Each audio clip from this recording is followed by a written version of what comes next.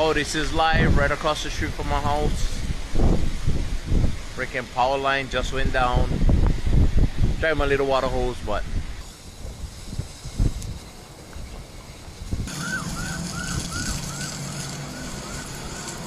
I hear a pop coming from across the street.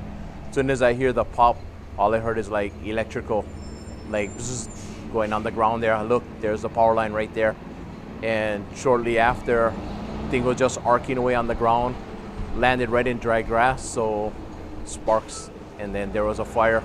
So the fire from there, to me, it simulated a fuse, like somebody lit a fuse for a firework, and it just followed a straight line all the way up to the pole where the thing was, and it landed in a bigger pile of dry grass, and that just ignited. You get all this wind blowing, and now you get a fire. It just, that was fuel, and just in a matter of minutes, that whole place was just engulfed. Hey, heads up, the line is live on the ground right there. I send my family away already. Thank you. See them right there, that's the power line that started from up the road there, and all of that is still burning.